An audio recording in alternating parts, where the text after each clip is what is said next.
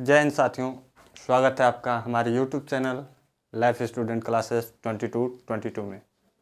दोस्तों, मैं अभिषेक सिंह एक बार पुनः हाजिर हूँ आप सभी के बीच में एक हिंदी की बेहद ही रोमांटिक टॉपिक के साथ, जो सर्वनाम आज पढ़ाएंगे। तो उससे पहले आज आपको कुछ चंद लाइन बता देना चाहता हूँ। जो लाइनें हैं, सफ़र छोटी ही सही, सफ़र छोटी ही सही, यादगार होना चाहिए। सफ़र छोटी ही सही, यादगार होना चाहिए। रंग सांवला ही सही, रंग सांवला ही सही, लेकिन वफादार होना चाहिए।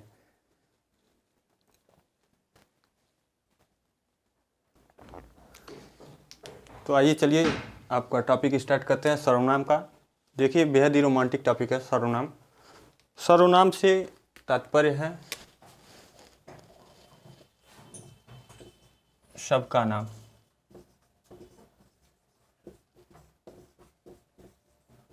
सर्वनाम का आपका तात्पर्य है सबके नाम से जिस किसी संज्ञा शब्द मतलब सर्वनाम शब्द का प्रयोग संज्ञा के बदले में किया जाता है। जहाँ मान लीजिए कोई भी संज्ञा बार बार आपकी पुनरावृत्ति कर रही हो, वहीं पे हम सर्वनाम का प्रयोग करते हैं और सर्वनाम का प्रयोग करके आपको एक वाक्य का निर्माण किया जाता है। तो आइए देखिए, सर्वनाम का जो शाब्दिक अर्थ है सबका नाम है, अर्थात राम श्याम कुछ भी हो तो उसको आप, वह, ये, वे तमाम चीज़ आप लगा के जो सर्वनाम होते हैं उनके माध्यम से। देखिए, मैंने जो चार्ट बनाया है, जो सर्वनाम के आपके कुल 6 भेद होते हैं। सर्वनाम के आपके कुल 6 भेद हैं, जिसमें पहला है पुरुषवाचक सर्वनाम। पुरुषवाचक सर्वनाम में क्या होता है? देखिए, पुरुषवाचक सर्वनाम के भी 3 भेद होते हैं। पहला आपका होता है उत्तम पुरुष, दूसरा होता है आपका मध्यम पुरुष और तीसरा होता है आपका अन्य पुरुष। जिसमें उत्तम पुरुष में जैसे हम, मैं, ये सब आते हैं। आपके जो मध्यम पुरुष है उसमें आप, यह, वे और अन्य में यह और वे आते हैं। मध्यम में बस आप आएंगे। जो सामने वाला पुरुष होता है वो आपका मध्यम पुरुष में आता है। जैसे आपसे हमारी बीच में वार्ता हो रही है तो आप जो आएंगे वो मध्यम पुरुष में आएंगे। हम जो हैं आपसे इस टाइम बोल रहे हैं तो मैं जो आऊँगा उत्तम पुरुष में आऊँगा। और किसी अन्य व्यक्ति अगर देखा जाए, जो तीसरा व्यक्ति होगा वो अन्य पुरुष में आएगा। उसी प्रकार अब देखेंगे जैसे निजवाचक सर्वनाम है। जैसे नाम से तात्पर्य हो रहा होगा, निज का मतलब स्वयं, निज का मतलब मैं स्वयं हूँ, इसीलिए निजवाचक में बस केवल आप आएगा। आपका अर्थ भी वो भी स्वयं के अर्थ में होना चाहिए, क्योंकि आप यहाँ पे जो प्रयोग हो रहा है वो स्वयं के लिए, मैं अपने लिए प्रयोग कर रहा हूँ। तीसरा आप देखिए, तीसरा आपका निश्चयवाचक है। निश्चय मतलब जिस किसी सर्वनाम शब्द से, जिस किसी सर्वनाम शब्द किसी एक निश्चित व्यक्ति, वस्तु या स्थान को संबोधित किया जाए, या उसका आप देखेंगे जैसे हम किसी चीज़ को अगर दूर से बुला रहे हैं, जैसे मैंने देखा कि वो राम खड़ा है, मैंने कहा वो राम है। जैसे ही मैंने कहा वह राम है तो निश्चित ही यहाँ पे निश्चयवाचक सर्वनाम का प्रयोग हुआ। आप चौथा देखेंगे, चौथा है अनिश्चयवाचक। अनिश्चयवाचक यानी आपको यहाँ पे निश्चित नहीं है कि क्या, कितना, कौन सा, आप कुछ भी कंफर्म नहीं है। जैसे मैंने कह दिया आपको आज यहाँ से कहीं जाना है। कहीं जाना है मतलब कहाँ जाना है, आप ये थोड़ा भी कंफर्म नहीं है कि नहीं मुझे जाना है, लेकिन कहाँ जाना है। जब मैं पार्टिकुलर आपको कोई प्लेस बताऊँ, जैसे प्रयागराज, गाजीपुर, तमाम अगर कोई पार्टिकुलर प्लेस बताऊँ, तब वहाँ पे आपका जाके निश्चयवाचक सर्वनाम होगा, क्योंकि मैंने एक पार्टिकुलर प्लेस का आपको नाम दे दिया। लेकिन जैसे ही मैं आपको कन्फ्यूजन कर रहा हूँ, मैंने कह दिया आप क्या बना रहे हैं, मुझे अभी कुछ निश्चित नहीं है कि आप क्या बना रहे हैं, कहाँ क्या कर रहे हैं, मुझे कुछ भी नहीं पता, इसलिए उसे अनिश्चयवाचक सर्वनाम में रखा जाता है। संबंधवाचक सर्वनाम, जिससे एक दूसरे के बीच में संबंध दर्शाया जाए। जिस किसी सर्वनाम शब्द से एक दूसरे के बीच में संबंध दर्शाया जाता है उसे ये संबंधवाचक सर्वनाम कहते हैं। जैसे जो या सो, मैंने ये कह दिया जो आप काम कर रहे हैं अच्छा कर रहे हैं, यानी निश्चित है उस काम से आपका जो संबंध है वो यही निश्चयवाचक संबंधवाचक सर्वनाम ही आपका दर्शा रहा है। मैंने कहा दिया जो करेंगे सो पाएंगे, यानी जितना आप कर रहे हैं उतना ही आप पाएंगे। तो यहाँ भी आपका एक प्रकार का संबंध दर्शा रहा है। देखिए आपका लास्ट है प्रश्नवाचक सर्वनाम। प्रश्नवाचक सर्वनाम में क्या होता है? आप देखिए किसी से जैसे क्वेश्चन मार्क जहाँ भी लग जाए, जहाँ भी आपको ऐसे लगे कि सामने वाला मुझसे कोई प्रश्न कर रहा है, जहाँ प्रश्न की अनुभूति हो, वहीं पे आपका प्रश्नवाचक सर्वनाम लगाया जाता है। जैसे मैं पूछ दूँ इस टाइम आप क्या कर रहे हैं, तो आपका एक ही रिप्लाई होगा, मैं इस टाइम आपकी वीडियो देख रहा हूँ। ठीक है, तो वहीं पे आपका प्रश्नवाचक क्या, कौन, कहाँ, अगर इस प्रकार का जहाँ भी सर्वनाम शब्द यूज हो तो आप उससे समझ जाइए कि वहाँ पे प्रश्नवाचक सर्वनाम का निर्माण हो रहा है। आइए देखिए और आगे जो चीज़ें हैं हम आपको पूरा विधिवत बताते चलते हैं।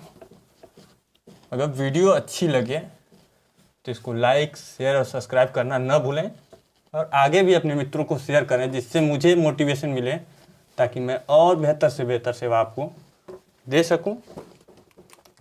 देखिए कुल सर्वनाम जो आपके होते हैं,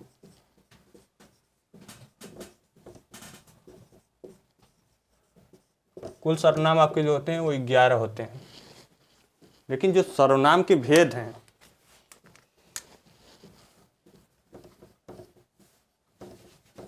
जो सर्वनाम के भेद हैं वो 6 हैं। 6 को मैंने अभी बता दिया आपको चार्ट के माध्यम से। देखिए जैसे मैं पहले आपको लेता हूँ पुरुषवाचक सर्वनाम। मैंने आपको पुरुषवाचक सर्वनाम के 3 जो भेद होते हैं, उत्तम पुरुष, मध्यम पुरुष व अन्य पुरुष, उसको भी समझा दिया हूँ। अब आप बखूबी समझ गए होंगे कौन क्या होता है।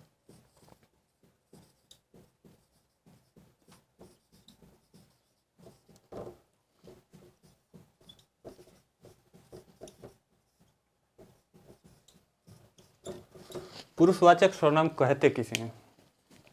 जब कभी वक्ता या श्रोता किसी अन्य व्यक्ति को संबोधित करना चाहता है तो वहाँ पे जिस सर्वनाम का प्रयोग होता है उसे ही पुरुषवाचक सर्वनाम कहते हैं। इसके मैंने आपको 3 भेद बता दिए।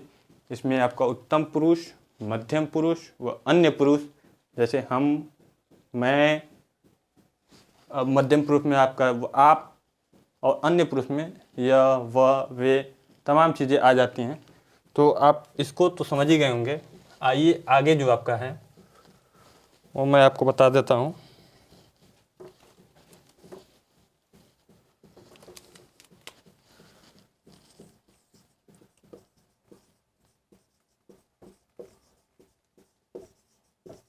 दूसरा है आपका निजवाचक सर्वनाम।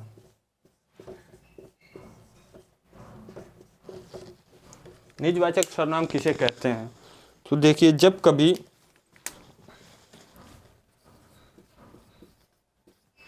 जब वक्ता या श्रोता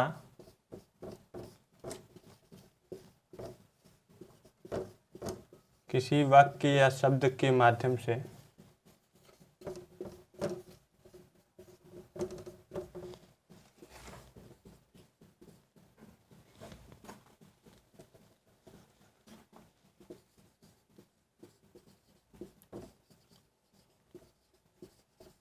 स्वयं का वहाँ बोध हो,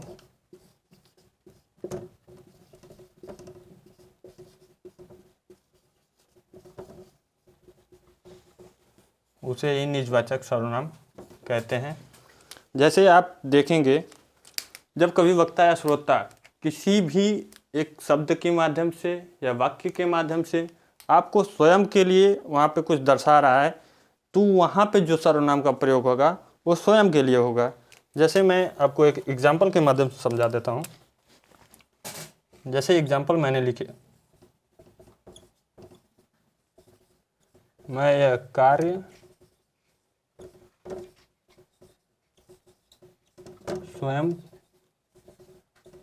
कर लूँगा। जैसे मैंने लिखा एक वाक्य, मैं यह कार्य स्वयं कर लूँगा। तो देखिए यहाँ पे आपका जो स्वयं है वो क्या है? आपका निजवाचक सर्वनाम है, क्योंकि जो वक्ता है या श्रोता है वो जो कह रहा है वो अपना कार्य स्वयं मतलब अपने के लिए कह रहा है, इसीलिए यहाँ पे निजवाचक सर्वनाम होगा। आइए अगला आपको चलते हैं निश्चयवाचक सर्वनाम की।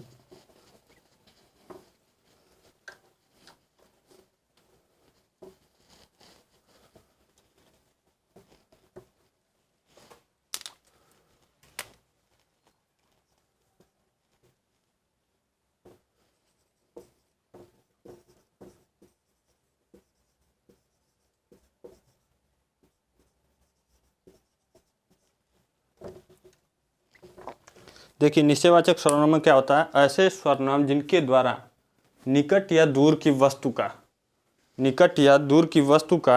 निश्चितता का बोध हो, ऐसे सर्वनाम जिसके द्वारा निकट या दूर की वस्तु का निश्चितता का बोध हो, उसे ही हम निश्चयवाचक सर्वनाम में रखते हैं।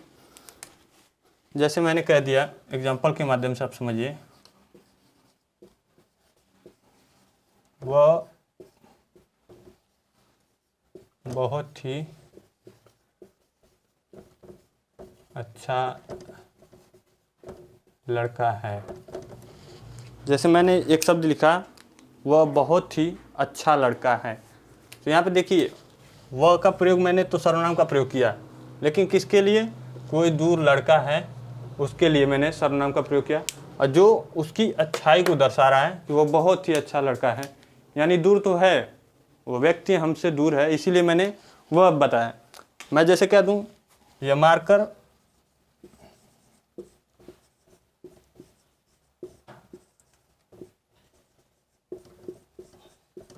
काला चलता है, जैसे मैंने लिखा कि यह मार्कर काला चलता है, यानी ये जो मैं प्रयोग किया हूँ, यह सर्वनाम क्या है, यह भी आपका निश्चयवाचक सर्वनाम है। लेकिन जब किसी दूर की वस्तु का बोध कराना होता है, तो वहाँ पे आपका निज और निश्चयवाचक सर्वनाम में वह का प्रयोग होता है। लेकिन जैसे निकट की वस्तु का आपका बोध कराना हो, तो वहाँ आपका जो प्रयोग होगा वह आपका यह का प्रयोग होगा, क्योंकि ये निकटवर्ती है, यह दूरवर्ती है। चलिए आपको अगले सर्वनाम की तरफ ले चलते हैं, अनिश्चयवाचक सर्वनाम।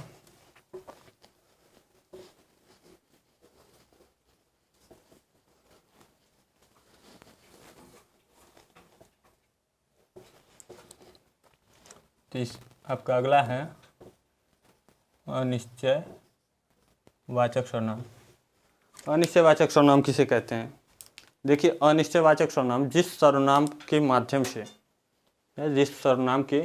से किसी अनिश्चित व्यक्ति, वस्तु या स्थान का बोध हो, उसे ही अनिश्चयवाचक सर्वनाम कहते हैं। जैसे मैंने आपको बताया भी था, यहाँ पे कुछ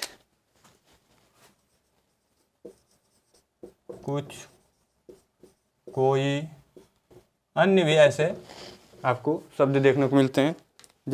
जैसे मैं आपको एक वाक्य के माध्यम से लिख दूं,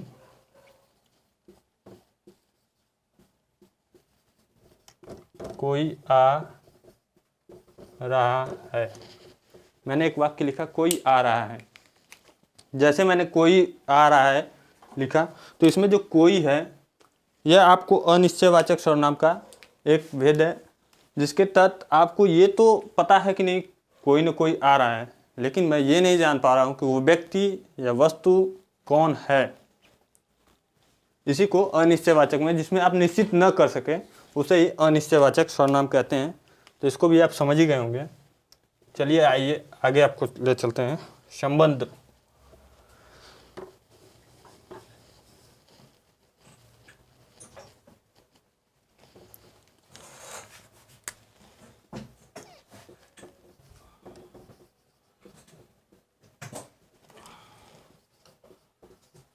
संबंधवाचक सर्वनाम किसे कहते हैं? देखिए, जिस संज्ञा या सर्वनाम शब्द के मध्य संबंध स्थापित करने का बोध हो, या जिस शब्द से संज्ञा या सर्वनाम के बीच संबंध दर्शाया जाए, उसे ही आपका संबंधवाचक कहते हैं। तो संबंधवाचक में देखिए कौन कौन से आते हैं। मैंने जैसे आपको बताया था, जो, सो इत्यादि ऐसे जो शब्द हैं जो आपको एक दूसरे के संबंध को दर्शाते हैं, उसे ही संबंधवाचक सर्वनाम कहते हैं। जैसे मैं लिख दूं,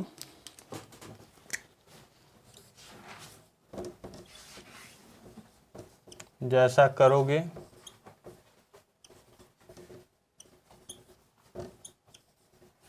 वैसा पाओगे। जैसे मैंने एक वाक्य लिखा है, जैसा करोगे वैसा पाओगे। बहुत ही चर्चित वाक्य है, बहुत ही फेमस है। आपके भी घर पे आपके माता पिता आपसे यही बात कहते होंगे, जैसा आप करेंगे आपके कर्म के अनुसार वैसे ही फल मिलता है। तो आप फल की चिंता न कीजिए, इस टाइम बस कार्य करते रहिए, अपना कर्म करते रहिए, फल तो देने वाला देगा ही। तो देखिए इसमें आपको जो ये शब्द है जैसा वैसा, ये कहीं ना कहीं आपको एक संबंध दिखा रहा है, कहीं ना कहीं आपका संबंध स्थापित कर रहा है। तो ऐसे जितने भी शब्द हैं जो संबंध स्थापित करते हैं उसी को आपको संबंधवाचक सर्वनाम कहते हैं। तो आप इसको भी समझ गए होंगे। चलिए आगे लेके चलते हैं आपको प्रश्नवाचक सर्वनाम की तरफ।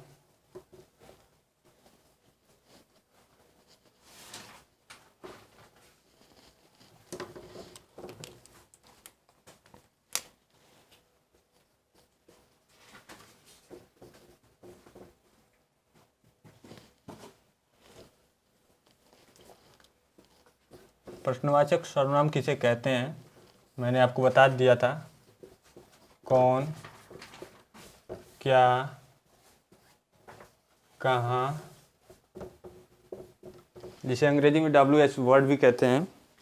तो आप देखते होंगे जैसे कौन, कहाँ, क्या, जो भी ऐसे शब्द हैं आपके सब के सब प्रश्नवाचक जो क्वेश्चन मार्क जिसमें लग जाते हैं। आप जब वाक्य पढ़ेंगे अगर लास्ट में आपको क्वेश्चन मार्क दिख जाए तब भी आप समझ जाएंगे कि वहाँ पे आपका प्रश्नवाचक सर्वनाम का प्रयोग हुआ है।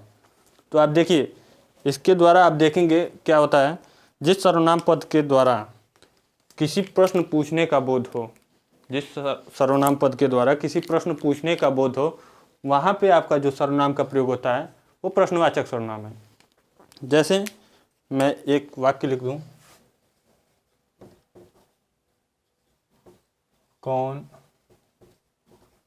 आ रहा है। मैंने एक वाक्य लिखा कौन आ रहा है, आपका यहाँ पे लास्ट में क्वेश्चन मार्क रहेगा। तो मैंने जैसे ही एक वाक्य लिखा कौन आ रहा है, यानी कोई व्यक्ति तो आ रहा है लेकिन निश्चित नहीं है कि कौन आ रहा है, वो आपको प्रश्न पूछ रहा है। जैसे आप भी हम भी एक कमरे में बैठे हैं तो मैं आपसे पूछूंगा कौन आ रहा है, तो आप बताएंगे फला व्यक्ति आ रहा है, राम आ रहा है, श्याम आ रहा है, घनश्याम आ रहा है, जो कुछ भी। तो ये जो कि आप जो कौन है ये क्या है, आपका एक प्रश्नवाचक सर्वनाम है। आगे भी देख लीजिए, जैसे मैं लिखूं क्या तुम घर जाओगे।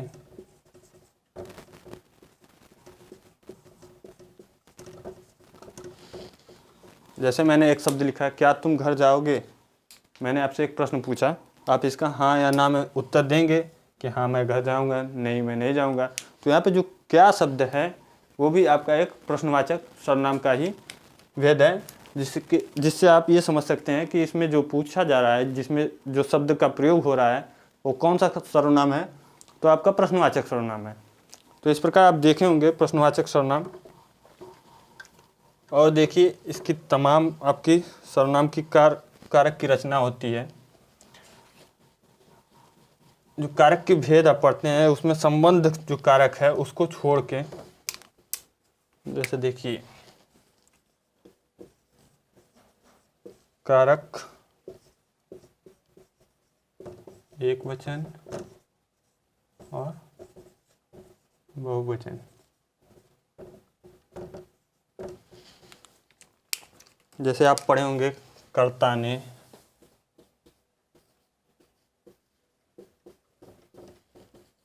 कर्म को, करण से,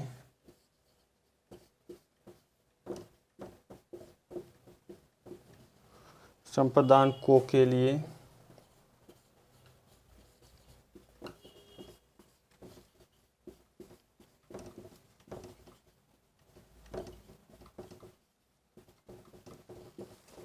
अपादान से,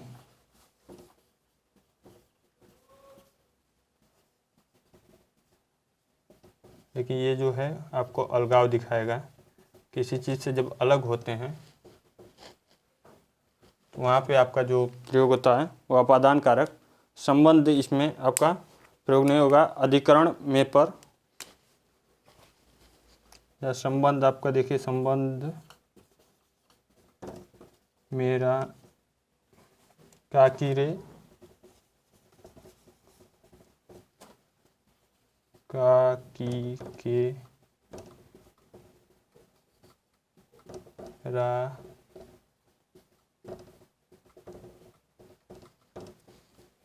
अधिकरण में और पर।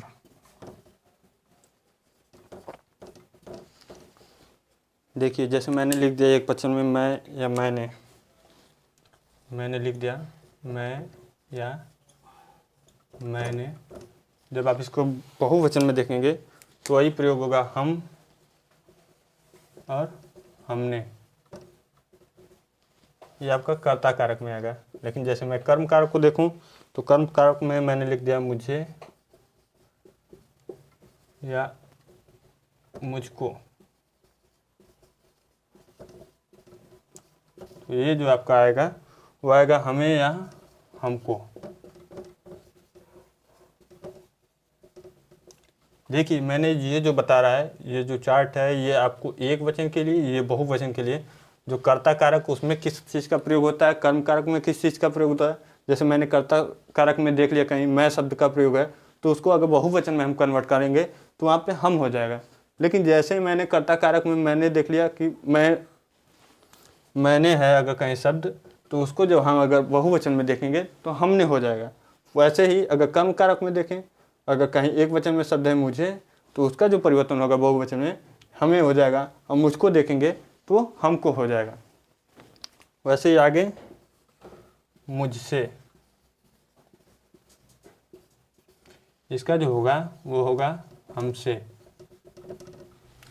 करण कारक में जब आप से विभक्ति अगर देखते हैं वहाँ पे अलगाव नहीं होना चाहिए। अगर अलगाव होगा तो आपका सीधे संप्रदान में चला जाएगा। लेकिन अगर अलगाव नहीं हो रहा है तो वहाँ पे जो आपका करण कारक होगा, अगर उसमें आपका मुझसे प्रयोग हुआ है तो उसका जो बहुवचन होगा वो हमसे हो जाएगा। और आगे देखिए संप्रदान के लिए इसमें मुझे या मेरे लिए,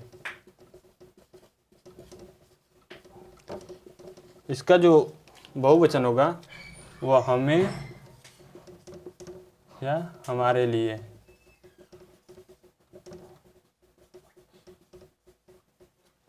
अर्थात संप्रदान कारक जो जिसमें को या के लिए विभक्ति का यूज होता है, अगर उसमें आप एक वचन में देखते हैं, अगर मुझे दिखाई दे रहा है या मेरे लिए दिखाई दे रहा है, मुझे के लिए आप देखिए, मुझे के लिए हमें और मेरे लिए हमारे लिए, ये एक वचन है, ये बहुवचन है। वैसे ही आगे आप देखिए, जो आप देखेंगे अपादान में, तो अपादान में आपको मुझसे,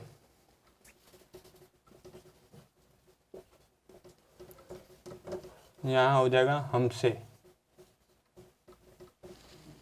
जहाँ अगर आपका से विभक्ति का यूज हो और दूसरी चीज़ उसमें ये अर्थ दिखाए कि नहीं एक दूसरे से अलगाव हो रहे हैं, कहीं दूर जा रहे हैं, वहाँ पे अपादान कारक होता है। अपादान में अगर ये एक वचन में आपका मुझसे दिया है तो उसका जो बहुवचन होगा वह हमसे हो जाएगा।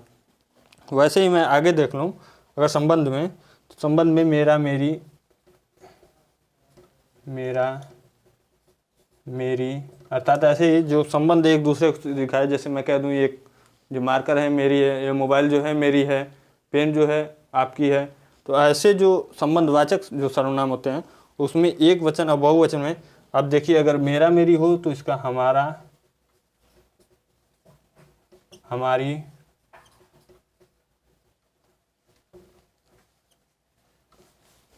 इसका जो बहुवचन बनेगा वो हमारा और हमारी बनेगा। लेकिन जैसे ही आप देखिए अधिकरण में जाएंगे, अधिकरण में मुझ में या मुझ पर,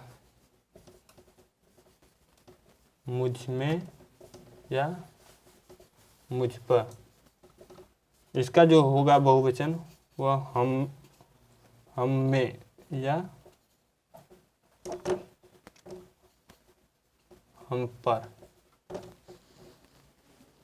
देखिए जो मैंने बताया है अभी केवल उत्तम पुरुष के लिए बताया है। उत्तम पुरुष जो पुरुषवाचक सर्वनाम होता है उसमें उत्तम पुरुष के लिए एक वचन और बहुवचन के लिए मैंने बताया है। आइए आपको आगे भी मध्यम पुरुष और अन्य पुरुष के लिए भी बता दें।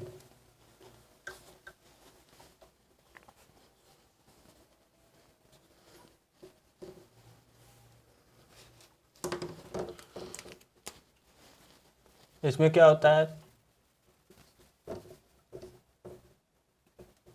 तुम या तुमने आ जाएगा,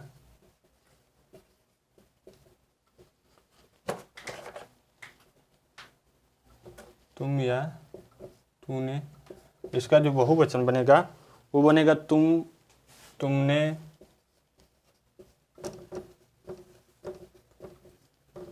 तुमको या तुम लोगों को। जैसे ही आप देखिए कर्म में जब जाएंगे, कर्म में जैसे आपका आएगा तुझको, तो इसका जो बहुवचन बनेगा वो बनेगा तुम्हें। जैसे आप कर्म कारक में जाएंगे, अगर एक वचन में दे रहा है तुमको, तो उसका आपका तुरंत बनेगा तुम्हें। जैसे आप करण में जाए तुझसे,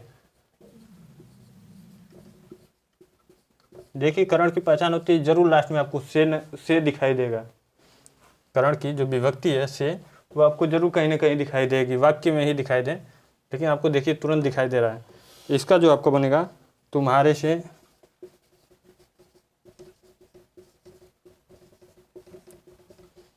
जो आपका ये संप्रदान के लिए है, तो संप्रदान में आपको तुझको दिखेगा।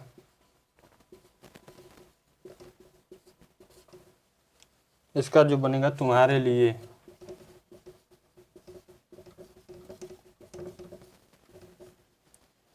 जो अपादान है यहाँ भी से का होगा तुझसे।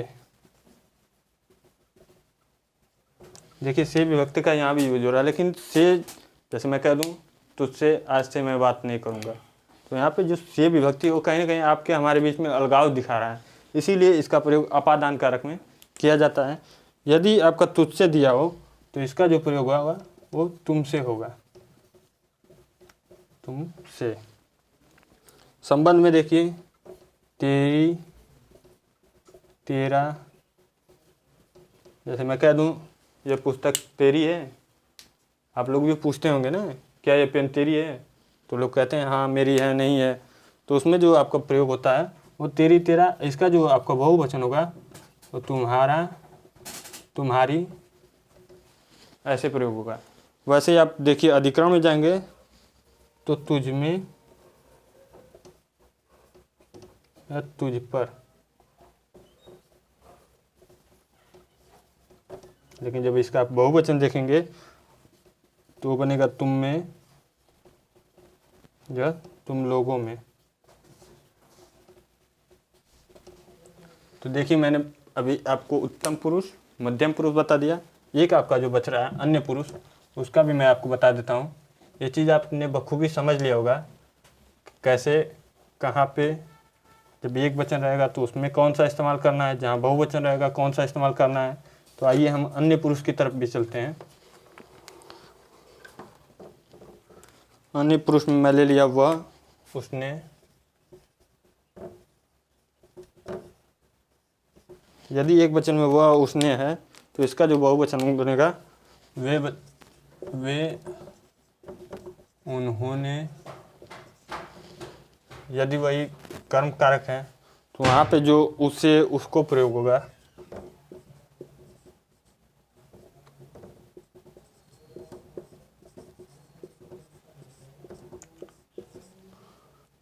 यहाँ पे जो प्रयोग होगा उनसे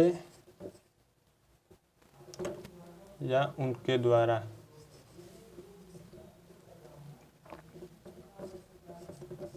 उनसे, जहाँ कर्ण आपका तत्पुरुष होगा, कर्ण जो अन्य पुरुष प्रधान है उसमें आप जब देखेंगे सर्वनाम में, तो कर्ण में आपको उनसे, उनके द्वारा,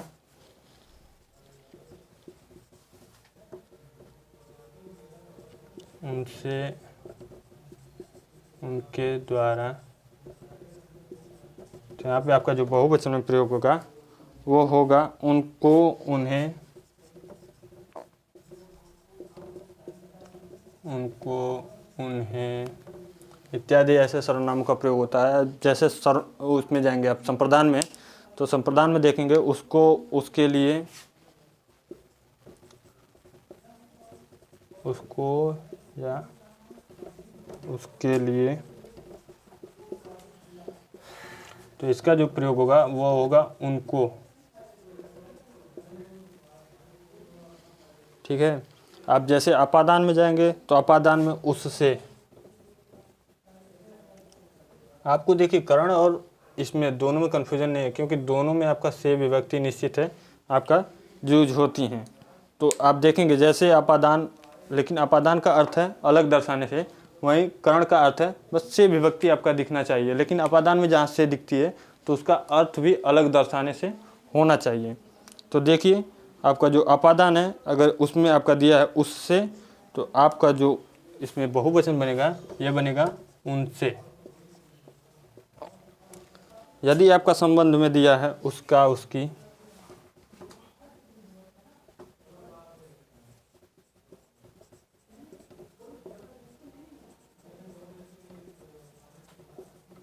तो आपका इसमें जो बहुवचन बनेगा उनको या उनका, उनकी। आप देखिए अधिकरण में जैसे जाएंगे उनमें या उन पर, तो आप जब जिसमें देखेंगे तो इसमें भी आपका यही बनता है उनमें या उन पर। तो आप देखिए आज सर्वनाम की जो मैंने आपको सारे उत्तम पुरुष, मध्यम पुरुष, पुरुषवाचक जो सर्वनाम के भेद होते हैं, मूलतः सर्वनाम कितने होते हैं, देखिए मैंने जो 2 चीज़ बताई है उसमें आप कन्फ्यूजन न हो जाए। मूलतः जो सर्वनाम होते हैं 11 होते हैं, लेकिन जो सर्वनाम के भेद हैं वो आपको 6 प्रकार के होते हैं। और 6 प्रकार मैंने बता दिया कौन कौन से होते हैं, पुरुषवाचक, निश्चयवाचक, निजवाचक, प्रश्नवाचक, संबंधवाचक। बाकी आप बखूबी सर्वनाम को समझ गए होंगे। तो आइए चलिए आपको अब अगले टॉपिक में हम आएंगे आपके साथ। तो वीडियो अगर अच्छी लगी हो तो इसे लाइक, शेयर, कमेंट जरूर कीजिएगा। आगे भी सब्सक्राइब कर दीजिएगा, जितने भी आपके मित्र होंगे उसे शेयर कर दीजिएगा, ताकि मुझे मोटिवेशन मिले आपसे, मैं आगे भी निरंतर आपके लिए अच्छा कार्य कर सकूं। Thank you so much video देखने के लिए।